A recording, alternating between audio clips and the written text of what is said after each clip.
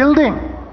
Now, news and nation building are complementary, but by nature, the news media is supposed to play the adversarial role that loves an anti-establishment stance. But it's time now to forget all of that and get on with the chief guest of the moment.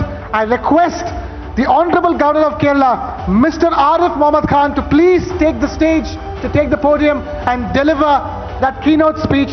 Over there, sir. Over there. Please requesting you to take the mic.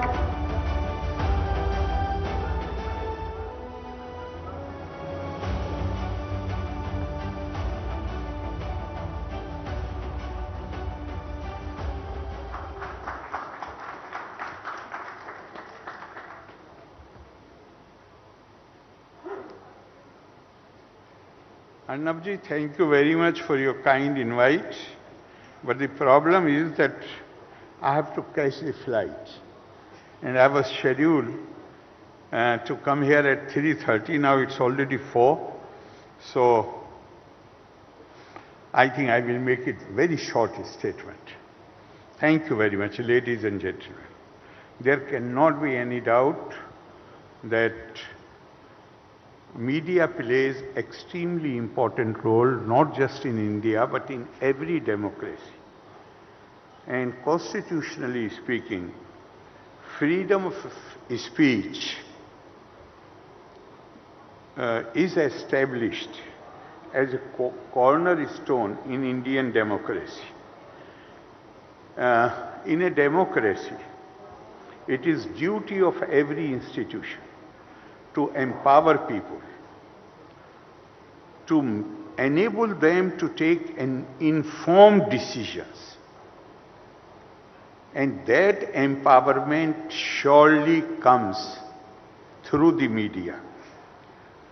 So questions are raised whether media is performing its role as it should, and they follow the norm of being free from any bias or prejudice and truly uphold independent press. On the question of independent press, I was surprised to read something which a very leading journalist of New York Times spoke more than 100 years back. He was a very senior journalist, and an event was organized and somebody raised toast in the name of independent press. Then John Swinton, who was the chief guest, what I was surprised about, that this is more than 100-year-old speech. He said, there is no such thing at this date of the world's history in America as an independent press. You know it and I know it.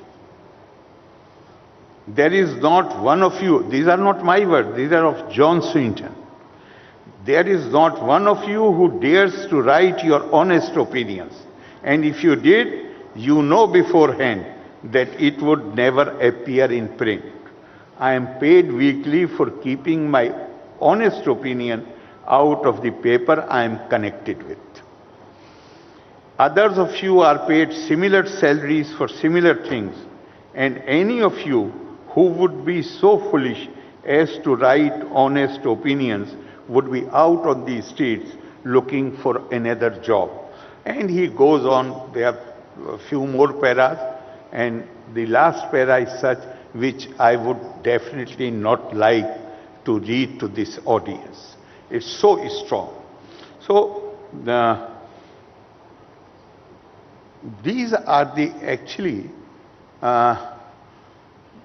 it has been said that the greatness of a society does not depend on the enforcement of the positive laws and not just free choice. There is a gray area in between, which is called obedience of the unenforceable. obedience of the unenforceable. Certain lines, or if I say that in our own Indian term, maryada, that line has to be respected. And that when it comes to maryada, it cannot happen through some enforcement agency. This is something which a discipline which one imposes on oneself voluntarily. And I feel that now that maybe I add one more sentence. When I was in the I did not go through 10+2 system. In our days, pre-university was there.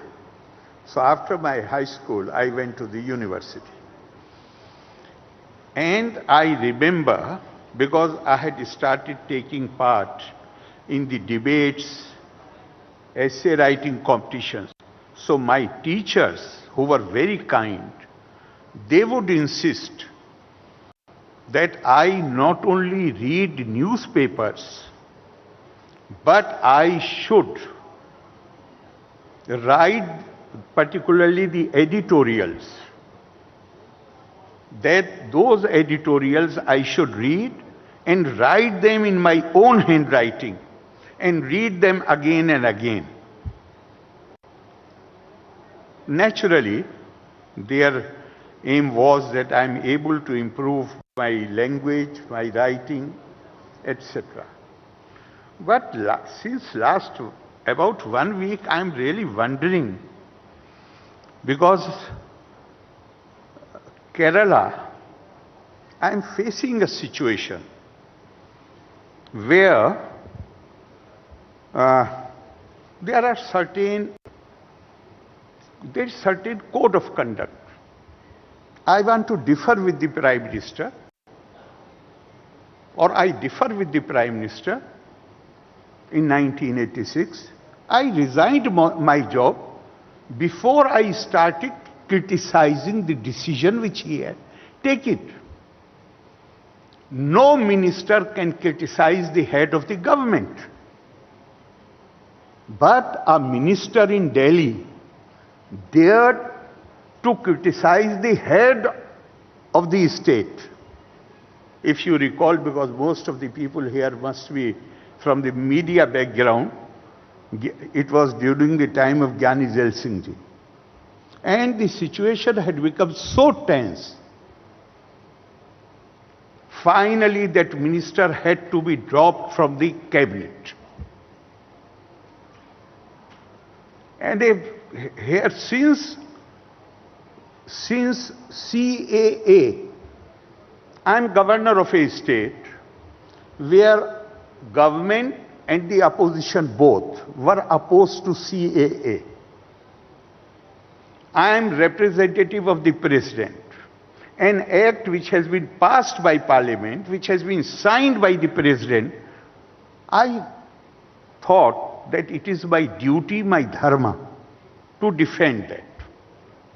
And this was about 3 or 4 months after I assumed my duty as governor of Kerala. Immediately a campaign started. Every day statement, I am here to implement BJP RSS agenda. I am here for this purpose. I am here for this purpose. I wondered that if the ministers cannot criticize the head of the government, how dare they criticize the head of the state? Therefore, last week, I put a Twitter. I said, if any minister makes a statement which aimed at lowering the dignity of the office of the governor, it will invite action, including withdrawal of pleasure. One may agree, one may disagree. But I am so surprised to see channels, newspapers, everybody, in fact I consulted every dictionary, whether pleasure is synonym of sacking. But everybody is saying that I have threatened to sack the minister. No, I even consulted the Black's Law Dictionary. Nowhere pleasure is a synonym of sacking. Because as governor, there are two parts of my oath. One is to defend, protect and preserve the Constitution. Second is to serve the people of my state to the best of my ability. If I see something happening, for instance, my state is the only state where every minister has a right to appoint 25 persons in his personal staff, and they become entitled to lifelong pension after serving for 2 years. Whereas a man in the army, he cannot become entitled to pension before he has completed 10 years of service. Therefore, what I said before this Twitter, I said that I have taken oath also to serve the people of Kerala to the best of my ability. If I see government doing something which I consider is injurious to the long-term interest of the people of the state, and I do not have the legal power to stop it, at least the least that I can do is that I must inform the people what they are doing. Through this withdrawing pleasure, what I meant was, I will withdraw my pleasure. It is for the chief minister to if he wants still to retain the man, he can retain it. But let people discuss what these people are doing. But I am so surprised. Channels are saying that I have threatened to sack them. Newspapers in their editorials are saying that I have threatened to sack them. I have not. I have said I will withdraw my pleasure.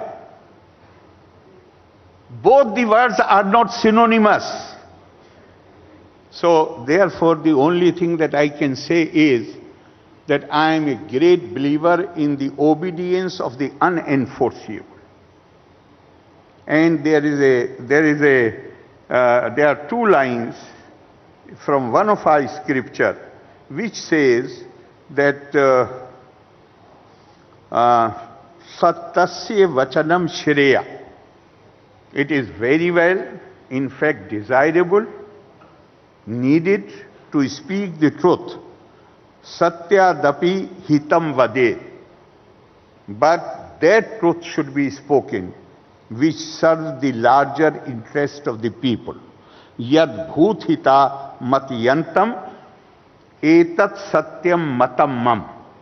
What is beneficial, what serves the interest of Lok Sangra, Lok Kalyan is the best truth.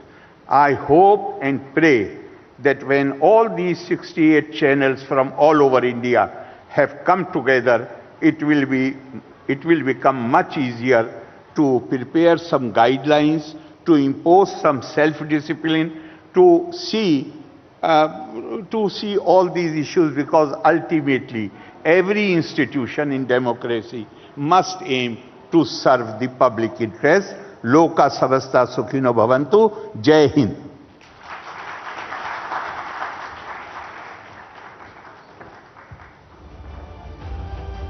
Thank you very much, His Excellency Arif Mohammad Khan, Kerala Governor, for that keynote address. Arif Mohammad Khan, of course, sharing his always candid views on the topic future of news. We're now going to be swiftly moving ahead to our next session, because our next newsmaker, our next special guest is already with us, Akshata. With the explosion in the sheer number of newsrooms across India, there is sprouting of editorial lines. This variety of editorial lines represent the huge spectrum of views that exist. Given such a background, and in sticking to the agenda of editorial lines, often news media is seen as biased and colored in their coverage. There needs to be a balanced reporting, presentation of news, and an inquisitorial line which questions every side of the spectrum to maintain the objectivity of news. But there are gaps and there is some degree of editorial bias. To eliminate that is a constant effort. Remember, we're trying to get you as many voices from across the country as possible today, because it is not just a conclave on Hindi media and English media. It is cutting across regional media as well, as we've been telling you continuously. And to talk with us further now on the topic future of news, is there a bias? We have Ms. Y.S. Sharmila with us. She's the chief of the YSTRP. She, remember, launched the YSRTP in fact, July 2021, having experience in handling political campaigns. She has an insight into how the media covers politics and the apparent biases they hold and project as well.